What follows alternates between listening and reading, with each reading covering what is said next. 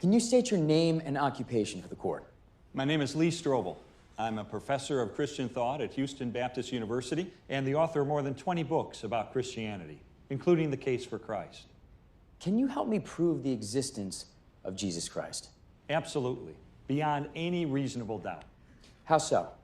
Actually, this court already affirmed it when we were called into session and the date was given. Our calendar has been split between BC and AD based on the birth of Jesus, which is quite a feat if he never existed.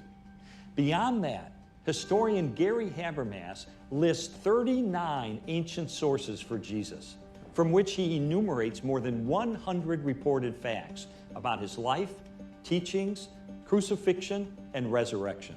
In fact, the historical evidence for Jesus' execution is so strong that one of the most famous New Testament scholars in the world, Gerd Ludemann of Germany, said Jesus' death as a consequence of crucifixion is indisputable.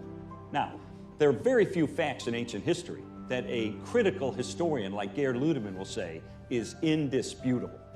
One of them is the execution of Jesus Christ. Forgive me, but you're a believer, are you not? A Bible-believing Christian? Guilty as charged. So, wouldn't this tend to inflate your estimate of the probability that Jesus existed? No, because we don't need to inflate it. We can reconstruct the basic facts about Jesus just from non-Christian sources outside the Bible. And Gerd Ludemann is an atheist. In other words, we can prove the existence of Jesus solely by using sources that have absolutely no sympathy toward Christianity. As the agnostic historian Bart Ehrman says, Jesus did exist, whether we like it or not. I put it this way: denying the existence of Jesus doesn't make him go away. It merely proves that no amount of evidence will convince you. Thank you. No further questions, Your Honor. Ms. Skane, your witness. No questions, Your Honor. That's lunch. We'll recess until 2 p.m. Would you state your name and experience for the record? My name is James Warner Wallace. I'm a retired homicide detective from Los Angeles County. And are you the author of the book, Cold Case Christianity? Yes, I am. Can you share the subtitle of the book with the court, please? A homicide detective investigates the claims of the Gospels. Would I be correct in saying that your duties as a homicide detective include investigating cold case homicides? Yes, that is and was my expertise. Don't most of those cases get solved with DNA evidence? Objection. Leading. And counsel is testifying again, Your Honor. I'll rephrase. How many of your cold cases were solved through the use of DNA evidence? None, not one. That's often popular on TV, but our department has never had the good fortune of solving a cold case with DNA. Well, how do most of these cases get solved?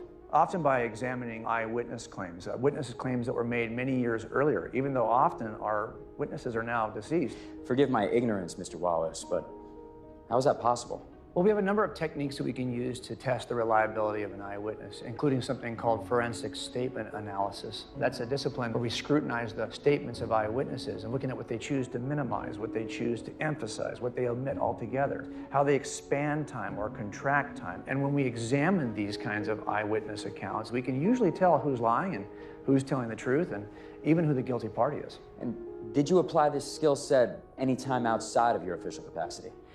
Yes, I applied my expertise to the death of Jesus at the hands of the Romans, and I actually looked at the Gospels as I would any other set of forensic statements. Within a matter of months, I determined that the 4 Gospels, written from different perspectives, contained the eyewitness accounts about the life, ministry, death, and resurrection of Jesus. And did you consider that the 4 accounts might be part of a conspiracy designed to promote belief in a fledgling faith?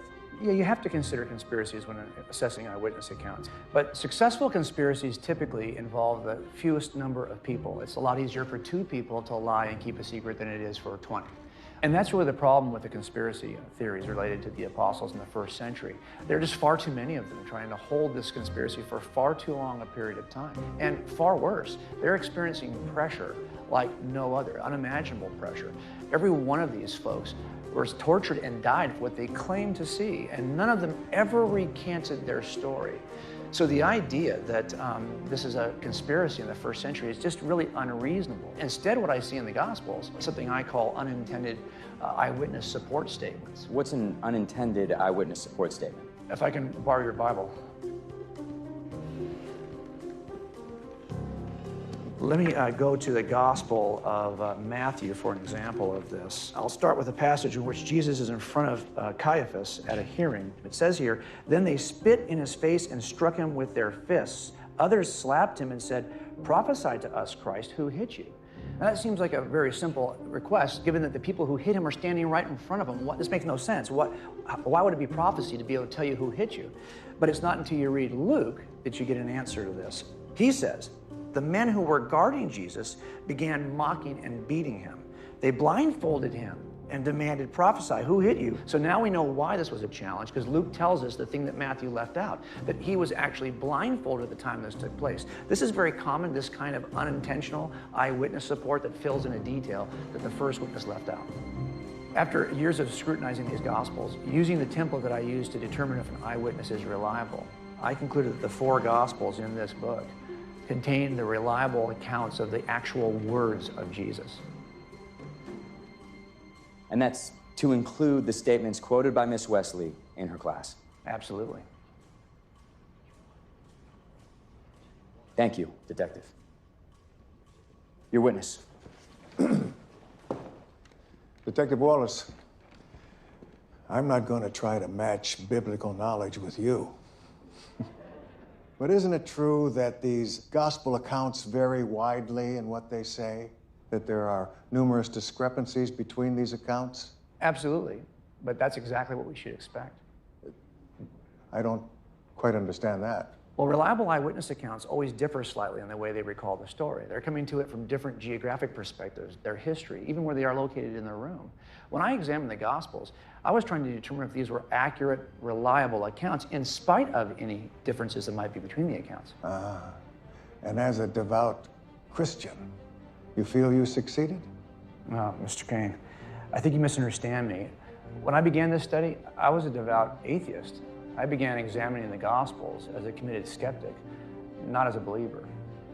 You see, I wasn't raised in a Christian environment, although I do think I have an unusually high regard for the value of evidence. I'm not a Christian because I was raised that way or because I hoped it would satisfy some need or accomplish some goal.